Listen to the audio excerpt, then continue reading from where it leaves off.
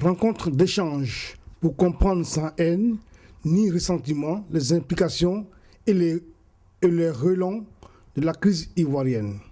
Voilà le tableau sur lequel les organisations de la résistance de la diaspora ivoirienne ont inscrit ce samedi 23 novembre la projection débat du film documentaire du journaliste italien Silvestro Montanaro sur la crise ivoirienne.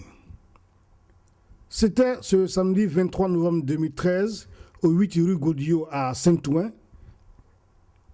à l'initiative de deux associations de résistance de la diaspora ivoirienne, notamment le CRD, Comité de résistance pour la démocratie, et Acte au génocide. Ce qui devait être une grande conférence publique s'est transformé en visioconférence car le conférencier, le journaliste italien Silvestro Montanaro, l'auteur du film La Francia in Nero, c'est-à-dire en traduction La France en noir, n'a pu faire le déplacement pour des raisons familiales. Étaient présents à cette cérémonie exceptionnelle un sénateur français, des avocats et tous les leaders de la galaxie patriotique de la diaspora, accompagnés une fois n'est pas coutume des médias français, tels que Le Parisien, l'Humanité, le Guerrier International et autres médias qui étaient à cette cérémonie. Ho risposto all'ambasciatrice che sono semplicemente un giornalista. J'ai répondu à l'ambassadrice que je suis simplement journaliste. Un piccolo griot Un petit griot, innamorato della verità amoureux de la vérité. e che capivo che lei non comprendesse J'ai compris qu'elle ne pouvait pas comprendre che i giornalisti possono essere liberi que les journalistes puissent être libres perché il suo governo non ha alcun rispetto dei giornalisti. parce que son gouvernement n'a aucun respect pour les journalistes. Li ammazza Il les tue. come Désiré Oué. Comme Désiré Oué. Mi chiedeva anche delle minacce economiche. Après la projection du film, nous avons tendu notre micro à certain nombre de participants de cette cérémonie. Voici ce qu'ils ont dit au micro de Event News TV. Nous les écoutons. Nous venons d'assister à la projection du film La France en noir de Silvestro Montanaro, donc anciennement maintenant journaliste qui diffusait ses émissions sur la RAI 3, donc une chaîne de télévision italienne. Ce film a le mérite d'apporter un peu de clarté et de chercher une part de la vérité sur les 10 dernières années en Côte d'Ivoire et sur les exactions qui ont eu lieu durant ce conflit et particulièrement il lève le voile sur les responsabilités très fortes de ce que l'on appelle le camp Ouattara, les rebelles armés par le Burkina Faso, par les forces occidentales dont la France.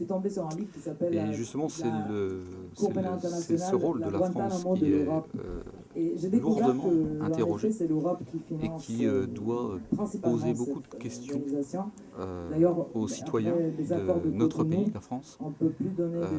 Et je crois que c'est le mérite de ce film de chercher la vérité, de donner à comprendre ce qu'il s'est passé durant cette période très douloureuse et pour avoir conscience de ce qu'il s'est passé, mais aussi de la nature du régime actuellement en Côte d'Ivoire et des implications bien sûr économiques et de domination économique parce que nous en sommes encore là. Avec le rôle des multinationales et particulièrement de grands groupes français. D'accord, mais vous êtes le responsable du Parti communiste Oui. Responsable Afrique du Parti communiste en France. Laurent Gbagbo est toujours en prison. Qu'est-ce que le Parti communiste a fait réellement? Quel acte le Parti communiste a posé en faveur de Laurent Gbagbo ou alors en faveur de Ouattara ou alors en faveur de la France? Nous, je dirais qu'on a une position qui vise avant tout, et là c'est en tant qu'organisation politique, le Parti communiste français, qui vise à ce qu'on puisse faire toute la vérité et la clarté sur ce qu'il s'est passé durant ces 10 dernières années. C'est ça avant tout. Il ne s'agit pas de choisir dans l'absolu un camp contre un autre. Il s'agit de rétablir les faits, de rétablir la vérité. Et je constate que la CPI donc a un dossier qui semble particulièrement creux à l'encontre de Laurent Gbagbo. Et je constate aussi qu'il n'y a qu'un camp, j'ai envie de dire, l'expression n'est peut-être pas bonne, excusez-moi, mais en tout cas, il n'y a personne du camp Ouattara qui est inquiété en quoi que ce soit, et il n'y a personne qui est suivi, accusé par la CPI. Et donc ça c'est une question très lourde, parce que je dirais, les rebelles ont commis des exactions d'un ordre d'atrocité insoutenable, et ce n'est pas possible de penser l'avenir de la Côte d'Ivoire si on continue à masquer cette réalité. On a un devoir de vérité, il en va de l'avenir de la Côte d'Ivoire. Voilà le message que l'on veut faire passer, voilà le sens de notre présence à cette initiative aujourd'hui. La liberté de presse. Et puis la deuxième question, vous n'auriez pas un étudiant en droit doctorant qui pourrait étudier les procédures, mais ça ressemble plutôt à des procédés de la CPI en matière pénale, parce que en matière pénale, j'ai jamais vu un procureur aller sabler le champagne sur le canapé d'un des intervenants, enfin du plaignant. Moi j'ai vu Ocampo, j'ai en photo, en train de prendre l'apéritif avec M. Ouattara. C'est indigne d'un procureur. Un procureur ne peut pas se permettre ça. On ne sait jamais ça, mais nous les Européens, on a payé son procès qu'il a gagné d'ailleurs contre l'attaque de viol. C'est un personnage incroyable. Et peut-être il faudrait remplacer le procureur unique avec un groupe de procureurs qui travaillent ensemble et qui préparent un dossier. Parce que le gros problème, c'est que quand ils ont préparé le dossier sur la Côte d'Ivoire, ils ont décidé en février 2012 que les rebelles ne sont pas responsables pour la période 2002-2012. Et si on regarde la documentation, on ne comprend pas sur quelle base juridique on a pris cette décision. Écoutez, je félicite en tout cas cet événement, puisque effectivement ce film est très émouvant, très touchant. Le message à la fin est un message de paix, même dans la douleur, c'est pas facile. On n'appelle pas à la vengeance, mais à la justice et à la vérité. Ça a été dit par les organisateurs, mais également par le journaliste. Et c'est un message que nous, avocats, on ne peut que soutenir. La vengeance n'amènerait rien de bon. On parle de réconciliation, on ne se réconcilie pas dans la vengeance. On a vu ce que ça donne la justice des vainqueurs, qui est une justice vindicative, qui fait de toute manière que des victimes innocentes. Ce régime n'est pas amené à rester, tout ce qui monte tombe. Donc de toute manière, ce qui va être amené demain, c'est à reconstruire la Côte d'Ivoire, une Côte d'Ivoire réunie, avec une conscience nationale, des valeurs communes, pour éviter ce qui s'est passé et qu'enfin on ne dise plus jamais ça. Je pense que c'est ce qui est important. La plainte déposée par Michel n'est pas une plainte comme on a souvent, nos détracteurs disent souvent, c'est que Michel porterait plainte parce qu'il est français et que et qui se scandalise par rapport à ce qu'il subit en tant que français. Il se scandalise de ce qu'il subit en tant qu'être humain, tout simplement. Et sa binationalité lui permet de saisir une justice qui ne sera pas soumise à Ouattara. C'est tout. Voilà pourquoi il a saisi la justice française. Ce qu'il a subi n'est pas le seul. Bien des Ivoiriens ont subi la même chose. Mais lui, sa qualité de français lui permet, en tout cas, de rapporter, de dénoncer ces faits auprès d'un juge d'instruction français. Un juge d'instruction qui fait peur. Vous savez, le juge d'instruction en France fait peur même aux politiques, puisqu'il est très difficile de les soumettre, eu égard à leur indépendance. Donc, ce qui lui a permis de saisir un juge d'instruction français qui fait un certain nombre de diligences. Récemment, vous avez vu que, puisque ça reprend un peu l'actualité avec Laurent Hakoun, hein, d'après ce que j'ai pu comprendre, mais que Michel Gbagbo n'a pas pu se rendre en France pour répondre à une convocation du juge d'instruction français. Alors, c'était la position, contrairement à ce qu'on indique, parce qu'il y a beaucoup de choses, et ça, je pense que c'est important. Je veux pas, en tout cas, recentrer le débat sur Michel Gbagbo, mais je pense qu'il est important de dire que, contrairement à ce qui est affirmé en Côte d'Ivoire, on n'est plus dans un état de droit. On est dans un état où un ministre de l'Intérieur peut appeler en pleine nuit un citoyen pour lui dire il est hors de question que tu quittes le territoire ivoirien. Voilà dans quel pays Michel Gbagbo vit. On est dans un pays où, concrètement, même s'il n'y a aucune interdiction de sortie du territoire ordonnée par les juridictions ivoiriennes, un politique peut se permettre de faire cela. Voilà. Et je pense que c'est la même chose qui est arrivée aujourd'hui à Laurent Hakoun. Donc ce sont des choses qu'il faut dénoncer. Je pense aussi que c'est des choses qu'il faut vraiment essayer de médiatiser le plus possible, parce que c'est des éléments qui dérangent. On a bombardé la Côte d'Ivoire pour ça. On a placé, soi-disant, un régime démocratique pour ça, pour en tout cas entraver la liberté de circulation de citoyens ivoiriens, pour tuer des journalistes, pour créer un climat de terreur. Ce sont des choses qu'il faut dénoncer parce que effectivement, ça crée un malaise. Les soutiens de M. Ouattara du 11 avril 2011 ne sont plus les mêmes à l'heure actuelle. La donne change, la parole se libère de plus en plus. Ce documentaire en est la preuve. Donc il faut continuer. Et vraiment, j'encourage les organisateurs que je félicite au demeurant. Le Front populaire ivoirien, par ma voix, vous salue. Je remercie aussi le réalisateur, le journaliste, l'investigateur plutôt. Parce que du fait que ce n'est pas, comme on dirait, un pro-Gbagbo qui a fait cette séquence, je pense qu'il y a des échos, ça va être plus crédible aux yeux de cette communauté dite internationale qui nous a imposé cette guerre. Je crois que ce qu'il faut bien comprendre, c'est que le président Gbagbo n'a pas fondamentalement mis en cause tous les intérêts français.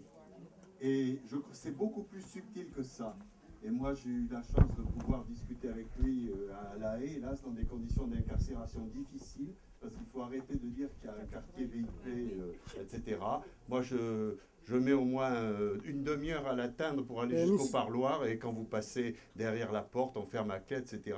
C'est des conditions d'incarcération qui sont celles de toutes les prisons, et qu'on arrête de parler de quartier VIP. Ça, c'est certains journalistes qui l'écrivent et ne sont jamais allés à La Haye. Alors je les invite à y aller s'ils y ont le courage, et comme ça ils verront les conditions réelles d'incarcération d'un chef d'État.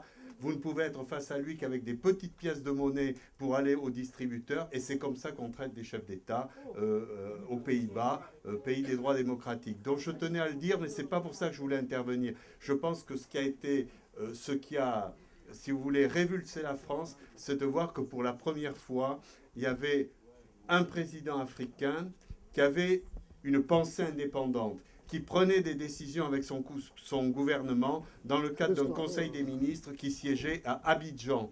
Et donc, il n'y avait pas de coup de fil avant à Paris pour savoir s'il fallait décider pour la Côte d'Ivoire. Et c'est ça qui ne lui a pas été pardonné, c'est cette indépendance politique, parce que Gbagbo n'était pas hostile et n'est pas hostile à la France. Et même, je vous signalerai que dans sa déposition au mois d'octobre, le général de Malocène, qu'on ne peut pas soupçonner quand même d'être membre du FPI, a dit... dans sa déposition là, à propos du bombardement de Bouaké, il a dit le président Gbagbo est un homme fin, cultivé, et qui au fond aime la France, mais il fallait dégommer Gbagbo et imposer Ouattara. Ça, c'est dit par un général français sous serment devant la justice, je veux le rappeler. Et pour vous montrer comment ça continue, la France aujourd'hui, au niveau militaire, vous avez le général Regla qui est sur place depuis mai 2011, qui est auprès de Ouattara comme un véritable conseiller militaire pour l'organisation de l'armée, etc. Vous aviez le général Pétier qui, jusqu'au mois de juillet dernier, où il a été mis à la retraite, assurait tous les conseils au niveau de l'organisation du renseignement. Je comprends la démarche de Montanaro quand il dit pas de violence, etc. Mais aujourd'hui, on ne peut pas dire qu'on a un État de droit en Côte d'Ivoire. On a un État qui est extrêmement violent, partisan, une justice partisane, et c'est quand même inquiétant de voir que l'État français continue de soutenir aujourd'hui ce qui n'est pas un État de droit. Je tenais à le souligner, et je ferai juste un petit commentaire par rapport à cette idée de violence, pas violence. Moi, je suis très attaché à l'Espagne, c'est un petit peu mon second pays, et quand il y a eu la République espagnole qui a été renversée par les fascistes, par Franco, eh bien, c'est vrai qu'il y a eu des exactions des deux côtés. C'est vrai que les républicains ont assassiné des curés et les fascistes assassiné des instituteurs. Et ce n'est pas pour autant qu'il fallait dire non-intervention et ne pas choisir. Moi, je suis très partie prenante dans ce qui s'est passé en Côte d'Ivoire. Mon pays et mon parti me l'ont beaucoup reproché. Eh bien, j'assume parfaitement parce que je dis qu'effectivement, quand on a une situation qui frise la guerre civile, les droits de l'homme sont une chose, mais je rappellerai à nos chers politiques qui n'ont que les droits de l'homme à la bouche que nous, en 1945, il y a eu 11 000 exécutions extrajudiciaires d'anciens collaborateurs par des gens tenant de la résistance. Ce qui est important de savoir pour l'histoire, ce n'est pas le président Gbagbo qui a eu recours le premier à la violence. Et c'est cela qui fait que nous menons cette lutte, effectivement. On peut l'estimer partisane, mais je suis désolé, mais les femmes et les hommes qui veulent changer le monde ne peuvent pas se dire que tous les hommes et toutes les femmes sont égaux devant tous. Vraiment, je félicite ce réalisateur et qui a mis ce film qui est un outil vraiment important pour notre lutte. Étant donné que la lutte est une lutte de communication, parce que la communication a été le fer de lance de cette guerre, donc la propagande, la désinformation. Donc ce film arrive comme ça, comme un outil pour apporter de la lumière par rapport à tout cette pourriture, cette mascarade qui... ça fait ma 19h, donc dépêchez-vous s'il vous plaît. Donc cette mascarade qui reflète toute la crise ivoirienne, voilà, tout le drame ivoirien. Je suis Mathilde Thépeau, présidente de l'association Halte au Génocide, et je suis notre association est co-organisatrice de cet événement avec le CRD. Je pourrais dire simplement que le film n'a pas totalement changé ma vision, mais il m'a apporté ce qu'on appelle le témoignage de ceux qui ont vécu la chose. Et c'est vrai qu'il est poignant, mais en le visionnant, ce qui me venait à l'esprit, c'est que finalement, notre combat n'est pas vain et que la vérité finira par triompher et que nous devons continuer. Et moi, ça m'a donné courage, même si pour la première fois, il m'était difficile de le regarder jusqu'à la fin. Mais pour la première fois, j'ai réussi en étant avec les autres à aller au bout de ce film. Et il m'a donné, c'est vrai, j'ai été triste sur l'instant, mais il m'a donné beaucoup de force. Je me suis dit, si ce journaliste de la RAI 3 a été touché par notre problème et qui s'est déplacé pour aller jusqu'à Diokwe, c'est que nous sommes sur le bon chemin et que nous finirons par triompher dans notre combat. Je suis Pacom Zegbe, secrétaire général du CRD. Donc je suis ici en tant que représentant du CRD, co-organisateur de cette cérémonie. Notre objectif, c'était de permettre à tout un chacun. D'abord, nous avons organisé plusieurs manifestations, les marches, les meetings qui continuent. Mais aujourd'hui, il y a un constat qui est là, c'est-à-dire que c'était pour manifester le rôle, la vérité sur le rôle de l'armée française en Côte d'Ivoire. Et le film de ce journaliste italien, pour lequel même il a été radié de la RAI.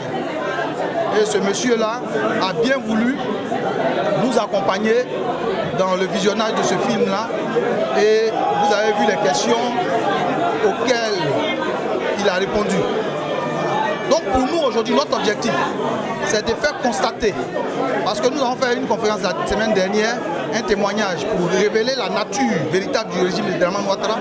Aujourd'hui, c'est pour faire constater le rôle véritable de l'armée française, afin que nous puissions faire un constat clair avec toutes les organisations de résistance comme quoi la Côte d'Ivoire, et nous le répétons toujours, est sous occupation militaire française. Et donc il faut toujours, je pense, effectivement se battre et on ne sait jamais, en fait, quand on commence un combat, on peut être surpris du fait qu'il aboutisse plus vite qu'on avait imaginé. Voilà. Je vous invite à aller voir ce film parce que, comme l'a dit Célestine, réfléchir sur l'histoire passée, ça aide aussi à penser et agir au présent. Merci.